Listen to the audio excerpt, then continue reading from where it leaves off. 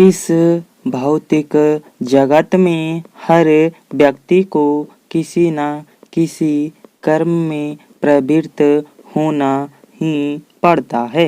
कोई भी इंसान बिना कर्म के नहीं रह सकता। कर्म के माध्यम से वह अपना जीवन बना या बिगाड़ सकता है। ऐसे में इंसान को चाहिए कि वह अपने जीवन को सार्थक और मूल्यवान बनाने के लिए सकारात्मक कर्म करने का प्रयास करे।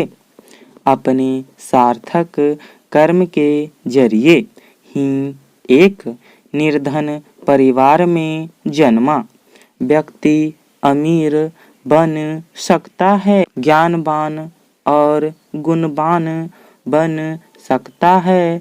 कालिदास इसके बहुत बड़े उदाहरण हैं, जो अपने सकारात्मक कर्म के जरिए ज्ञानवान पंडित बन गए।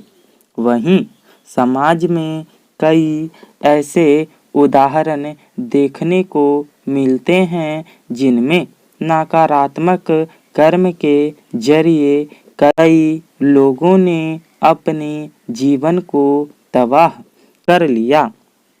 ऐसे में इंसान को चाहिए कि वह अपने लिए निर्धारित कर्म का सही से निर्वहन करे और अपने जीवन को उद्देश्यपूर्ण और सार्थक बनाए, क्योंकि कर्म न करने की अपेक्षा कर्म करना कहीं बेहतर होता है।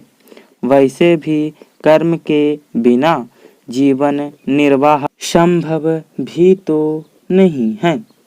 धर्म शास्त्रों के मुताबिक आत्मा को कई जीव में जन्म लेने के बाद मनुष्य का जीवन मिलता है।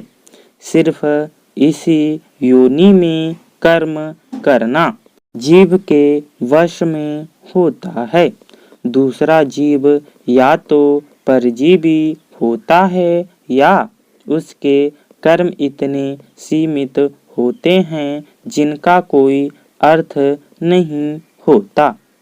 सूर्य, चंद्रमा, ऋतु, हवा, पानी और यहाँ तक कि ईश्वर भी अपने निर्धारित कर्म में बंधे हुए हैं।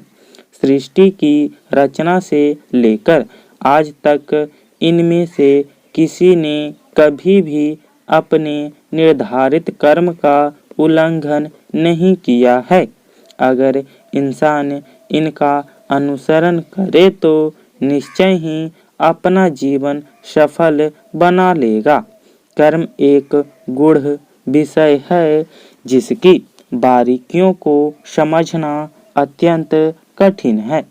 ऐसे में मनुष्य को चाहिए कि वह ठीक से सिर्फ इतना भर जान ले कि उसका कर्म क्या है। अगर वह अपने निर्धारित कर्म को जान उसे पूजा मानकर संपन्न करे तो निश्चित रूप से उसका कल्याण संभव है। कर्म ही पूजा है के सिद्धांत से ही जीवन सफल होगा।